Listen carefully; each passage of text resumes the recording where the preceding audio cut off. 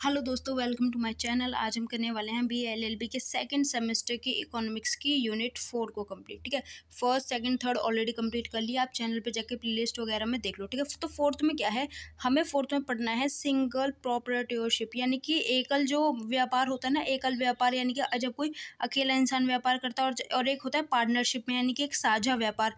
मतलब इनके बारे में पढ़ना है। और साथ ही साथ ट्रस्ट यानी कि न्यास एंड कोऑपरेटिव सोसाइटीज़ यानी कि सहकारी समिति। और ट्रस्ट क्या होती हैं, ट्रस्ट आपने सुना भी होगा, जैसे ट्रस्ट जो डोनेशन वगैरह देती हैं वो वाले ट्रस्ट क्या होती हैं। और कोऑपरेटिव सोसाइटीज़ यानी कि सहकारी जो सोसाइटी समिति होती है उनके बारे में पढ़ना है। और साथ ही साथ मल्टीनेशनल कॉरपोरेशंस यानी कि जो बहुराष्ट्रीय निगम, बहुराष्ट्रीय जो कंपनी होती है उनके बारे में पढ़ना है। अब आप कॉपी पेन निकाल लो, सारी चीज़ें नोट करते चलना, नोट्स बनाते हुए चलना। इसमें सारी चीज़ें हैं, उल्टा एक्स्ट्रा भी चीज़ें एडेड हैं जो आपके मॉडल में दी हुई हैं, लेकिन इसमें सिलेबस में एडेड नहीं है। ठीक है, तो अब हम ये करने वाले हैं। सबसे पहले एकाकी व्यापार, सीधी सी बात है। एकाकी व्यापार का मतलब है अकेले व्यापार करना, यानी कि इसमें आप कोई ऐसा नहीं कि आप और आपके दोस्त मिलकर कर रहे हैं। एकाकी व्यापार यानी कि अकेले व्यापार करना। ठीक है, तो एकाकी व्यापार के अंतर्गत व्यापार की स्थापना एक व्यक्ति के द्वारा की जाती है, उसी के द्वारा लाभ और हानि सभी उठाए जाते हैं। ठीक है, अब मान लो आप अकेले किसी चीज़ का व्यापार कर रहे हो, तो पैसे भी आप लगाओगे, प्रॉफिट भी आपका ही होगा, लॉस भी आपका ही होगा। ठीक है, तो यही है एकाकी व्यापार, यानी कि अकेले व्यापार करना, अकेले व्यापार की स्थापना करना। इसे अन्य भी कई नामों से जाना जाता है, जैसे कि व्यक्तिगत साहसी, एकल स्वामी, एकाकी स्वामित्व या व्यक्तिगत व्यवस्थापक। ठीक है, तो अगर पेपर में इनमें से कुछ भी दे देना तो कंफ्यूज मत होना, क्योंकि आप लोग कंफ्यूज हो जाते हो अगर कुछ भी ऐसा नया या फिर अलग देखते हो, तो इसलिए मैंने ये नाम भी दे दिए। ठीक है, अब इसकी परिभाषा देखो। लुइस एच हेने के शब्दों में एकाकी व्यापार व्यवसाय का वो स्वरूप है जिसका प्रमुख एक ही व्यक्ति होता है जो उसके समस्त कार्यों की देखरेख करता है और लाभ हानि भी स्वयं ही उठाता है। अब इसके लक्षण विशेषता क्या है? पहला तो एकाकी स्वामित्व, यानी कि एक ही लीडर होता है, एक ही स्वामी होता है। दूसरा असीमित उत्तरदायित्व, यानी कि देखो अकेला आदमी है करने वाला, तो असीमित उत्तरदायित्व होंगे, यानी कि बहुत सारे काम उसके सर पे होंगे। और पूंजी का एक अधिपति, यानी कि वो खुद ही सारा पैसा लगाएगा, खुद ही इन्वेस्ट करेगा। लेकिन व्यवसाय की स्वतंत्रता है, यानी कि खुद अपना व्यवसाय चूज कर सकता है। अगर दो लोग होते हैं तो एक कुछ बोलता है कि भाई इस चीज़ का बिजनेस कर ले रहे हैं, एक बोलता है कि नहीं भाई इस चीज़ का बिजनेस कर ले रहे हैं। लेकिन जब आदमी अकेला होता है तो व्यवसाय की स्वतंत्रता है, जो दिल में आए वो करो। एक है एकाकी नियंत्रण और प्रबंधन, यानी कि खुद को ही अपने बिजनेस पे नियंत्रण रखना है और खुद को ही सारी चीज़ों को प्रबंधन यानी कि मैनेज करना है। लाभ का एक अधिकार, यानी कि अकेले ही प्रॉफिट भी मिलेगा। अब इसके कुछ दोष, क्या दोष हैं? पहला असीमित उत्तरदायित्व, जब काम बहुत ज़्यादा होता है तो नॉर्मली इंसान पैनिक हो जाता है। एक इंसान के सिर पे एक पूरा बिजनेस रख देना, सारी चीज़ें उसे हैंडल करनी पड़ेंगी, सारी चीज़ें उसे देखनी पड़ेंगी, तो ना थोड़ा इंसान फिजिकली मेंटली थोड़ा डिस्टर्ब रहता है, सारी चीज़ें वो एक साथ मैनेज नहीं कर पाता। तो इसका एक दोष है। और साथ ही साथ सीमित पूंजी, अब एक इंसान है तो उसके पास तो मतलब जो पैसे हैं वो लिमिटेड हैं, लेकिन जब दो इंसान होते हैं तो दोनों 50-50 कर लेते हैं ना, तो ज़्यादा बोझ नहीं पड़ता। तीन होते हैं तो वो आधा आधा डिवाइड कर लेंगे, दो होंगे तो 50-50 कर लेंगे, 50-50 करके लगा लेंगे अपने बिजनेस में पैसे, तो इतना ज़्यादा मतलब बर्डन नहीं पड़ता एक इंसान के ऊपर। साथ ही अधिक कार्यभार, इसका एक नुकसान ये भी है कि काम बहुत ज़्यादा होता है, सारी चीज़ें खुद ही हैंडल करनी पड़ती हैं, कोई सहारा नहीं होता। एक है हानि अकेले उठाना। अब मान लो मैंने अकेले अपना बिजनेस करा, मैंने उसमें बहुत सारे पैसे लगा भी लिए, अपनी मम्मी से ले लिए, पापा से ले लिया, अपना खुद का पैसा मैंने उसमें लगा लिया। लेकिन कल अगर प्रॉफिट हो रहा है तो वो मुझे हो रहा है, लेकिन अगर लॉस हो रहा है तो लॉस भी मैं अकेले उठाऊंगी। तो ये इसका एक दोष है। अगर मान लो दो लोग मिलकर बिजनेस करते हैं और उसमें कोई लॉस होता है तो एक सीधी बात होती है कि लॉस जो है वो 50-50 होगा। ठीक है, आगे है एकाकी नियंत्रण और प्रबंधन। यही बात है कि अगर अकेले इंसान करेगा तो उस पर बहुत ज़्यादा बर्डन होगा, तो ये इसके दोष हैं।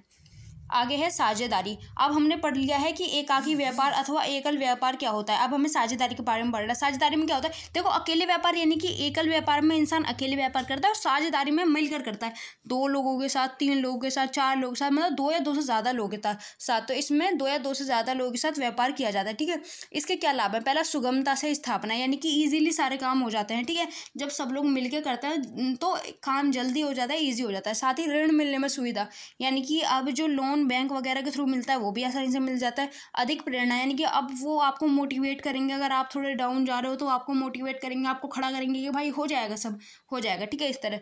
और लाभ और हानि का बंटवारा होगा। ठीक है, यानी कि अगर मान लो आपको हानि हो रही है तो सारी हानि यानी कि सारा नुकसान आपका नहीं हो रहा, तो लाभ हानि दोनों बटेंगे। और श्रेष्ठ जनसंपर्क, इसका मतलब है मान लो आपकी जानकारी में 50 लोग हैं और आप कोई बिजनेस कर रहे हो, तो उस बिजनेस के बारे में आपने उन 50 लोगों को बता दिया।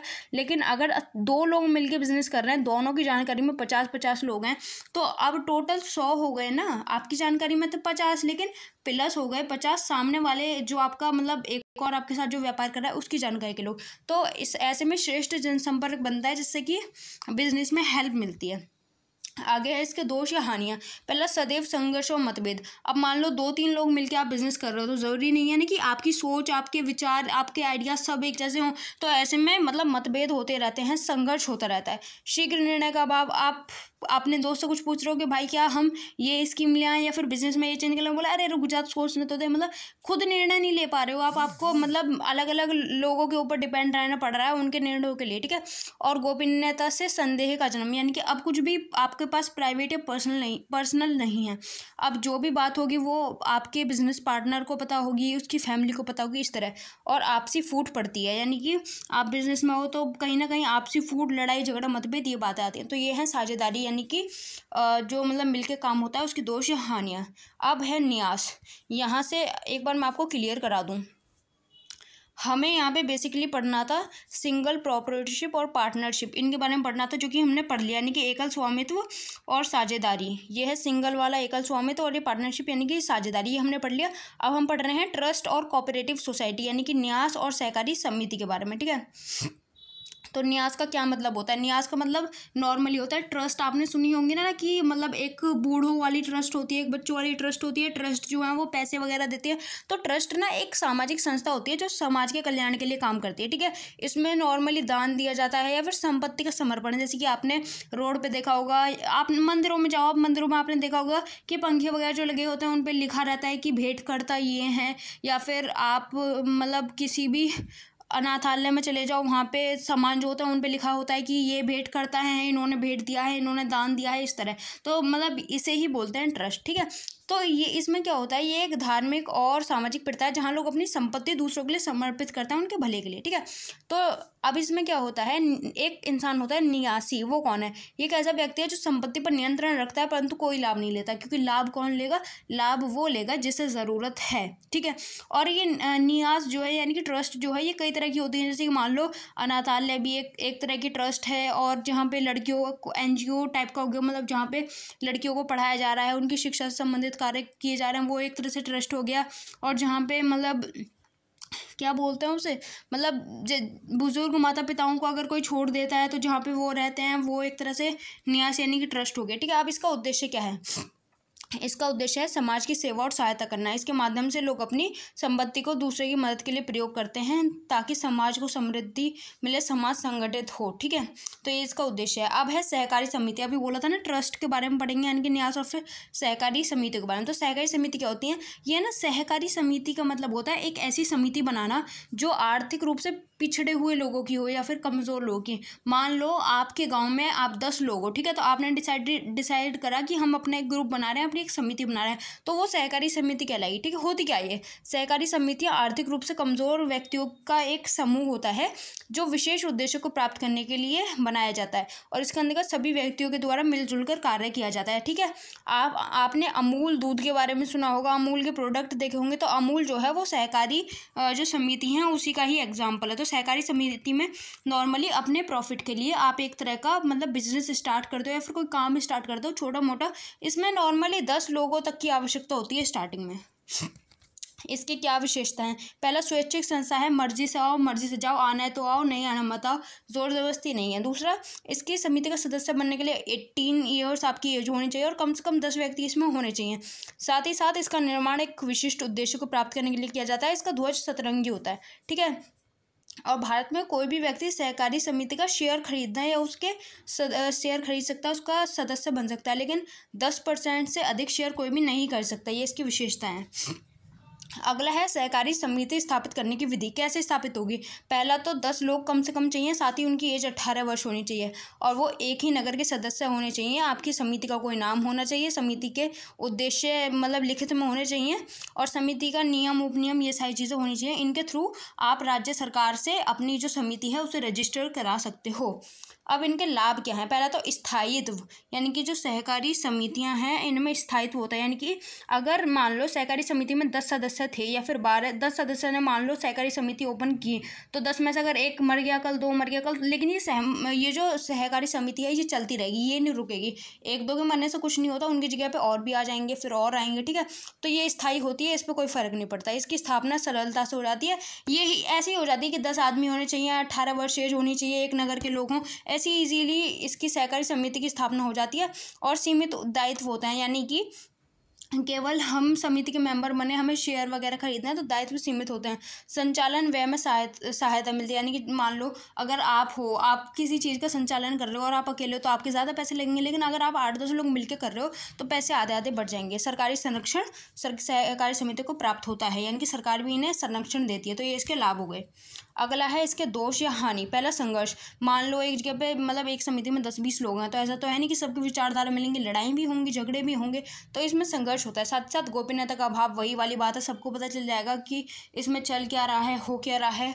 और सीमित वित्तीय साधन होते हैं, क्योंकि मैंने पहले ही बता दिया था कि जो सहकारी समिति होती हैं ये आर्थिक रूप से पिछड़े हुए लोगों की समितियां होती हैं, वो अपने भले के लिए, अपने लाभ कमाने के लिए बनाते हैं। तो सीमित वित्तीय साधन होते हैं, क्योंकि भाई वो पहले से ही आर्थिक रूप से कमजोर है, वो आपको करोड़ों रुपए नहीं दे सकते इसके भले के लिए। और सदस्यों की गुणवत्ता में कमी, वो लोग आर्थिक रूप से पिछड़े होते हैं, तो इतने ज़्यादा वो हर स्किल में परफेक्ट नहीं होते। हर इंसान एक ना एक स्किल में परफेक्ट होता है, उसी तरह से मतलब इसके सदस्य भी सारी चीज़ों में परफेक्ट नहीं होते, जिसका इस पर पड़ता है। साथ ही साथ तकनीकी अभाव, अब गरीब लोग हैं या फिर आर्थिक रूप से पिछड़े लोग हैं, उनका ये सहकारी समिति है, तो ऐसे में वो कहाँ से टेक्निकल चीज़ें लाएंगे, कहाँ से इतनी सारी मशीनें लाएंगे अपने उद्योग के लिए, कहाँ से सारी चीज़ें वो अरेंज करेंगे।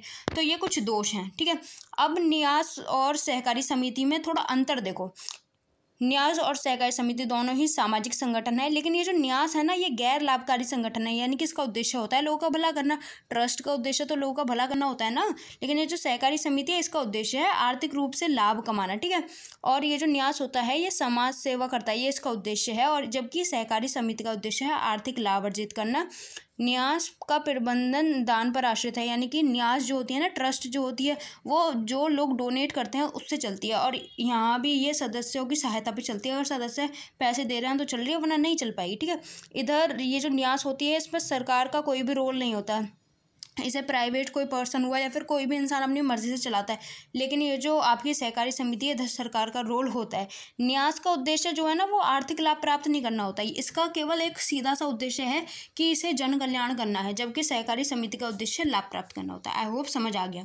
अब है बहुराष्ट्रीय निगम अथवा कंपनी।